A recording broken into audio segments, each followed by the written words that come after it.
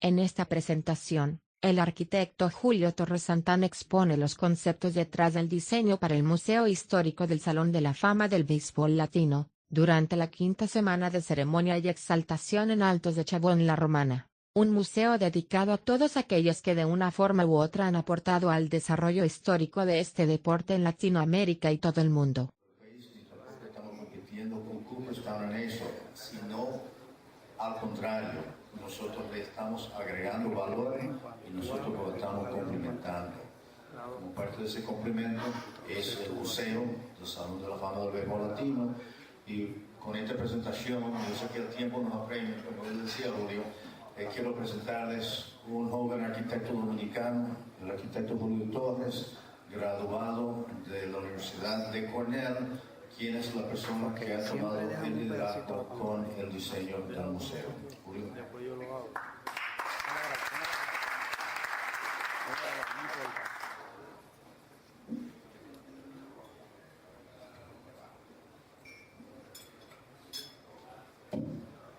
Buenos días. En lo que preparo aquí, me gustaría que me acompañaran en un aplauso a todos ustedes por hacer el Salón de la Fama del Béisbol Latino una posibilidad, por favor.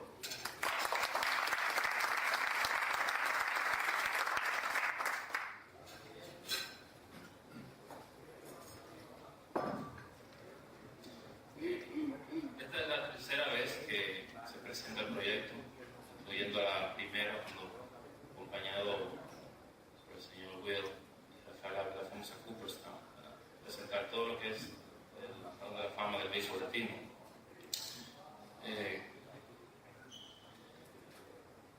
Mi presentación se dividirá en tres partes. La primera, estaré hablando sobre la funcionalidad del museo, donde guardar los espacios propuestos. Segunda, su forma, los factores que dictaron la estética del museo. Y por su novedosa estructura, para hablar un poco sobre su tecnología de estructura y cómo esta es local y se encuentra aquí.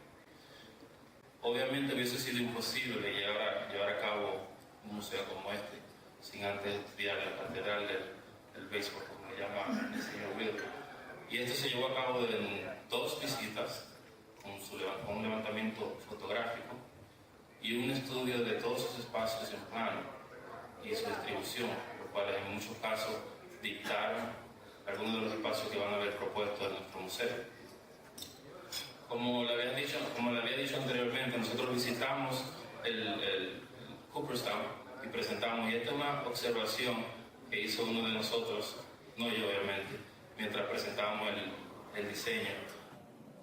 Cuando nosotros presentamos los planos, que lo hizo un muchacho dominicano, de lo que va a ser el museo de nosotros en La Romana, esa gente se volvieron locos. Obviamente se refería al comité directivo de Cooperstown. Me gustaría agradecer al señor Ávila por la observación. Bueno, hablemos de la función, ¿verdad? El museo propone 3 niveles, un semisoterrado, primer nivel y un segundo nivel, pero también estaremos hablando de la área exterior. En el nivel semisoterrado proponemos parqueo, área de almacén y desembarque, béisbol interactivo, espacio de exhibición, donde estas exhibiciones no necesariamente tienen que ser de béisbol porque es temporal, pero cultural, donde otros países pueden venir y exhibir artistas locales de esos países. Y son la historia del béisbol, donde se reconocerá su origen del béisbol latino, donde un espacio para darle memoria a Cooperstown como la catedral del béisbol, espacio para reconocer la liga por país, espacio para reconocer esos momentos históricos que marcaron el béisbol latino, espacio para reconocer los héroes por país, un espacio para reconocer a aquellas mujeres que de una forma u otra han impactado el béisbol. Yo sé que el béisbol tiende a ser sumamente masculino, pero en Cooperstown tiene un espacio y me encantó la idea, así que yo pienso que sería bueno buscar esas mujeres que de una forma u otra han aportado al béisbol. Un espacio para exponer los objetos históricos del béisbol latino, espacio para reconocer los latinos que están actualmente nuevamente en las ligas mayores, y un espacio para exhibir los recién exaltados. Obviamente el Hall of Fame, donde todos los luminarias estarán presentando su historia ahí. Siguiendo el primer nivel, el semi-soterrado primero, vemos aquí el lobby. Este es uno de los espacios más interesantes que diseñé, ya que durante el día puede funcionar como se planea, como lobby, pero en la noche puede ofrecer todo un nuevo mundo de oportunidades, convirtiéndose en un espacio para este tipo de eventos. O, por su naturaleza de su altura completa, un espacio para excepciones, como esta que pueden ver aquí. En este mismo nivel se encontrará un anfiteatro, un mini teatro, donde se puede proyectar una introducción de lo que es la historia del béisbol latino a todos sus visitantes antes de pasar a lo que son las salas de exhibiciones. Y otra idea muy importante era el hecho de que luego de la jornada todos los visitantes terminaran en un domo comercial que se está proponiendo, donde ya estarán expuestos al gift shop, restaurante, café y todo eso. Pasando al segundo nivel, aquí ya se propone un espacio un poco más intelectual, donde se le ofrece una biblioteca o archivos de béisbol a todos esos que estudian el béisbol en más profundidad. Y, obviamente, espacios administrativos en ese nivel. En el exterior se ofrece una sala, una plaza semipública donde pueden suceder eventos como el que pueden ver en pantalla, algo no tan formal. Pero aquí mismo en el exterior se ofrece un mini anfiteatro donde ya se pueden suceder oratorios un poco más formal. Bueno, ahora hablemos de la forma, que es una de las partes más interesantes. Aquí estaré hablando de los factores que dictaron la estética del museo, o sea, por qué se ve como se ve. Por ejemplo, es muy importante considerar el hecho de que el National Baseball Hall of Fame no solamente representa a la República Dominicana, sino toda Latinoamérica. Entonces, aunque unidos por el béisbol y por una lengua, hay fronteras que nos dividen, usualmente históricas y culturales. ¿Cómo reflejar esto en un diseño?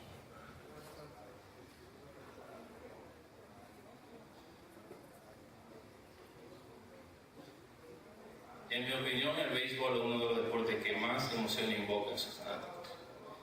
¿Cómo adaptar esto a un diseño? ¿Cómo crear un diseño que todo el que visite encuentre una emoción?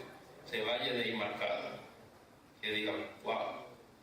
En mi opinión, yo cambiaría cualquier juego de final o de campeonato para estar en el juego donde esto sucedió. Para mí eso es increíble. Monumentalidad es muy importante. Estoy seguro que la mayor parte de ustedes pueden no solamente identificar casi todos estos proyectos, sino ubicarlos donde están. Yo pienso que es algo que no le podría faltar al Salón de la Fama del Béisbol Latino. Un proyecto que representa el pasado, refleja el presente o se enfoca en el futuro, donde en 30 o 40 años los visitantes se paren contemplando y digan, wow, esto se hizo pensando en mí. ¿No? Luego de todos estos factores empieza ya lo que es la lluvia de ideas, y uno como arquitecto puede plantarlas donde sea, cualquier caso que surja. Una anécdota muy importante o interesante es que, de hecho, yo estaba en Miami visitando con mi hermano el doctor Santana. Estábamos escuchando a Ramón Orlando en vivo en un café-restaurante cuando surgió el primer dibujo de lo que es el diseño del Salón de la Fama del Béisbol Latino. En una servilleta ahí me inspiré de momento y lo hice. 2 años más tarde me encontré con el señor Ramón Orlando en un avión de camino a Nueva York. No me faltaron ganas de ir a escucharme decirle esta historia, porque para mí creo que es interesante. Pero él estaba con unos audífonos como de este tamaño, y cuando vi los audífonos dije, wow, parecen como 2 letreros que dicen favor no molestar, y me cohibí, pero espero tener la oportunidad en algún futuro de contarle esta historia al señor Ramón Orlando, ya que es uno de mis cantantes favoritos, ¿no?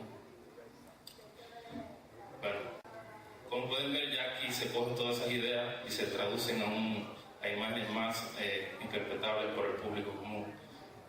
Aquí, como pueden ver, el diseño propone la plaza con espejo de agua.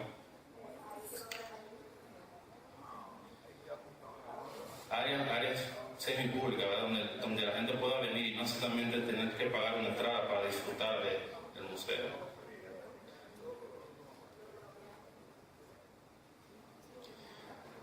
Ahora hablemos de la estructura. Es buena práctica no solamente considerar los materiales locales, sino la técnica de construcción de un país. Y yo encontré esto en 2 proyectos del país, que aunque 40 años aparte, contienen todo lo necesario para llevar a cabo lo que es la construcción del Salón de la Fama del Béisbol Latino. Uno de estos es la Basílica de Higüey, que en mi opinión es una de las joyas arquitectónicas más preciadas del Caribe, y la Plaza Comercial San Biel, con su estructura metálica muy bien lograda.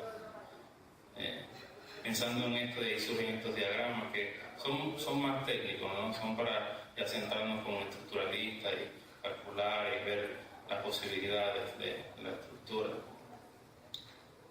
de la pared principal del museo.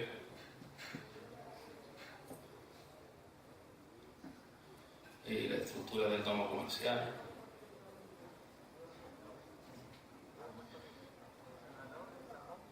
Y aquí podemos apreciar cómo la estructura se convierte en parte integral de lo que es el diseño, la estética, sin la necesidad de ornamentación innecesaria, ¿verdad? La misma estructura se expresa creando una identidad. Otra cosa que quería hablar es sobre el impacto que el diseño ha causado, no solamente en Cooperstown, sino en la Universidad Cornell, donde me gradué. Este es un correo de una joven dominicana que está estudiando actualmente arquitectura ya, Paula Cuevas, donde me escribe hablándome sobre un profesor que le contó sobre un estudiante que tuvo, que está actualmente diseñando el Museo del Salón de la Fama del Béisbol Latino. Y ella muy motivada por encontrar a alguien que logró, ella está tratando de lograr ahora mismo como arquitecta, me escribió y me habló sobre el profesor Kevin Pratt. Kevin Pratt, a pesar de ser uno de los más jóvenes, para mí era uno de los profesores más brillantes y más actualizados en su forma de enseñar. Era siempre considerando la sostenibilidad y el ambiente, y también enseñando que no es necesario tener una limitación para hacer un diseño interesante. Y algo que me gustó de su clase fue que él mostró una imagen para enseñar esto que me marcó, y la voy a mostrar en este instante. Él usaba esta imagen para dar ese tipo de enseñanza.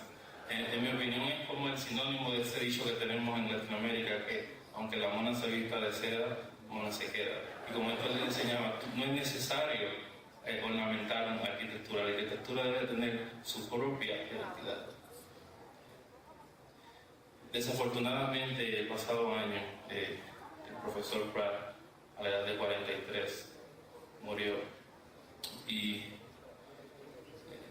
me gustaría aprovechar esta oportunidad tan importante para mí, para honorar su memoria, la de su familia y la de la Universidad Cornell, pidiéndoles que me acompañen en un segundo de silencio por cada año de su vida, iniciando ahora.